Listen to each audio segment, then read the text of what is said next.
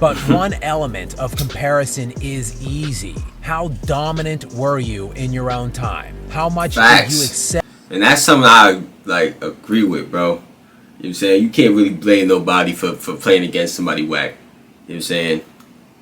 It's not really their fault. Like, you gotta play who was in front of you. If they put some whack nigga in front of me, I'm gonna kill him. It's not my fault. Y'all see the title, man. Let's get to it. One of the most divisive characters in basketball history, with some recognizing Bird as the greatest player of all time, while some have him dropping out of the top 10 altogether. This coming in recent years amid the rise of this current crop of NBA talent, coupled with why bro keeps showing that Curry clip? Fuck wrong with dude? Like, stop showing that shit, boy. Inferiority of other eras.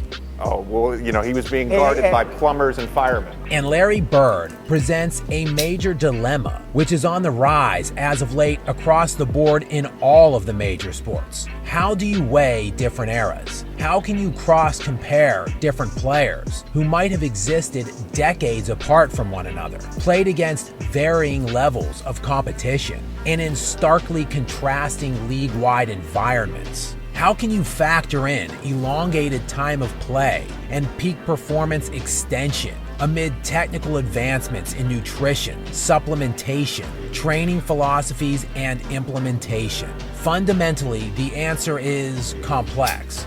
Bro, what are you talking about, man? But one element of comparison is easy. How dominant were you in your own time? How much did you accept? And that's something I like agree with, bro. You know what I'm saying? You can't really blame nobody for playing against somebody whack. You know what I'm saying? It's not really their fault. Like, you gotta play who was in front of you. If they put some whack nigga in front of me, I'm gonna kill him. It's not my fault. Fell against the competition shit, like, within your own era. It's not my fault. How favored were you? And Larry Bird has one of the shorter careers of any all-time great in NBA history, as he was drafted with the number 6 overall pick in the 1978 draft by the Boston Celtics at the age of 22. But Bird opted to return to Indiana State for his senior year in college and forego entry into the NBA until the following 1979 season at the age of 23. And on November 15th, 1988, just 6 games into the season, Bird would be diagnosed with debilitating bone spurs on both Achilles that would require immediate season-ending surgery. And at the age of 32, Bird would miss that entire season and postseason, leaving many to speculate that Bird's career was over. And years later, Larry himself admitted he should have retired following the Achilles surgeries. However, the next season, at the age of 33, Bird returned and played 75 of a possible 82 games while averaging 20. I ain't gonna lie, these old players is dogs, man. You know what I'm saying? These players nowadays, they playing like, what, 50, 60 games? You know? 4 points, 10 rebounds, and 8 this assists per game shit, in 39 minutes a night. Load management be damned.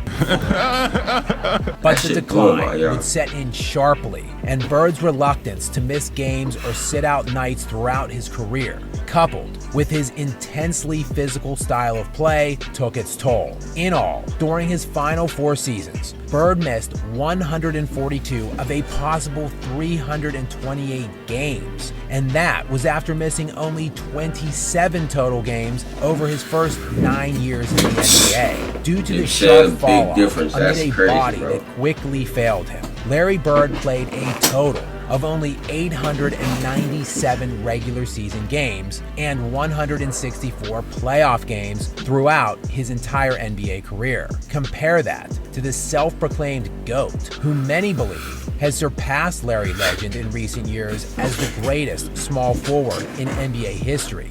That one right there made me the greatest player of all time. LeBron James. James has played to date in 1,703 combined regular season and playoff games, nearly 700 more total games than Larry Bird played, and LeBron is moving on to season number 21 and counting. it is Facts. conceivable that James will end up playing in twice the amount of games as Larry Bird. It's no wonder James and other all-time great players dwarf Bird's statistical accumulation with the relatively limited career Bird had in terms of time played. But in understanding the context of his career from a peak standpoint, and when factoring in the NBA built around him at the time, Bird produced arguably one of, if not the best primes ever. Coming into the league the same season as Earvin Magic Johnson in 1979, it would be Bird that won Rookie of the Year that season, while also being named to first-team All-NBA and making the NBA All-Star team in his rookie season. And from that 1979-1980 season, Bird would be named first-team All-NBA for the first 9 seasons of his career, while the Celtics would make 8 conference finals over those 9 seasons. And this Eastern Conference was a far cry from that of the Chosen Ones era that he feasted on, which was one of the historically weakest conferences ever. But the Eastern Conference of the 1980s was the power conference. This decade saw one of the greatest teams in NBA history in that conference, the 1983 Moses Malone and Julius Erving-led Philadelphia 76ers. It had the Bad Boys Pistons, the Dominique Wilkins Atlanta Hawks, a perennial 50-win Milwaukee Bucks team, and Michael Jordan. There were no easy series in the Eastern Conference playoffs during the decade of the 1980s, yet Larry Bird found his way to 5 NBA Finals over the first 9 years of his career, and his reward for battling through Didn't they sweep Mike and them though?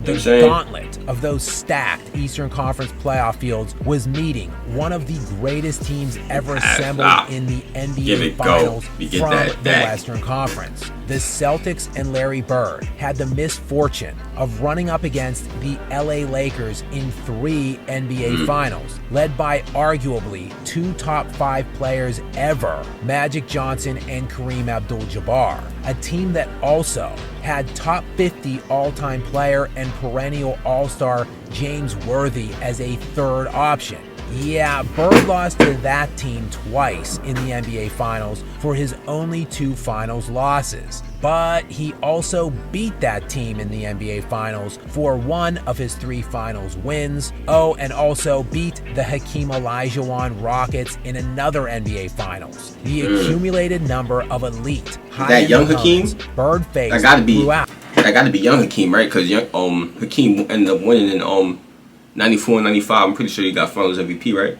His 9-year run puts him in the running of having acquired some of the most difficult rings in league history. But this should come as no surprise, since Larry Bird was one of the most high-leverage winners the sport of basketball has ever seen, as the Celtics were just 32-50 and 29-53 the 2 seasons prior to Bird's arrival. But in just his first season in the NBA as a rookie, Bird elevated the Celtics from 29 wins to 61 and took Boston all the way to the Eastern Conference Finals. And over the 9-year run until his dual Achilles surgery practically ended his career, the Celtics won an average of 61 games a year and never won fewer than 57. During that 9-year prime, beginning in his rookie season at the age of 23 and running until his double Achilles surgery at 32, Bird averaged 25 points, 10 rebounds, 6 assists, and 2 steals per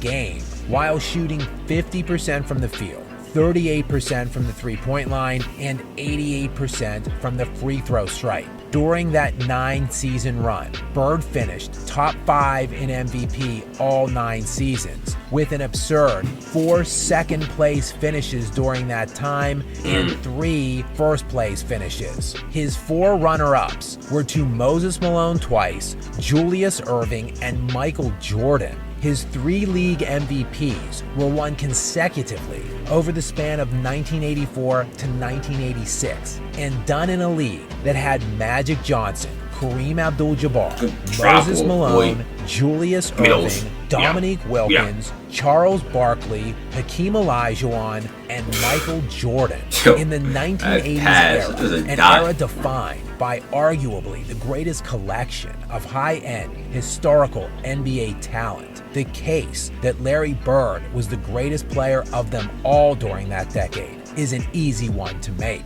So while players that have played drastically longer than him might have stacked more stats than him, what if the question was how dominant were you in your own time? How much did you excel against the competition within your own era? And how feared were you as a player? Under those parameters of evaluation, it is I mean, the fear thing, that really don't matter. Because if you can fear me or not, if you get in the court and I kill you, you know what I'm saying? You don't gotta fear me. You don't gotta fear me to get killed.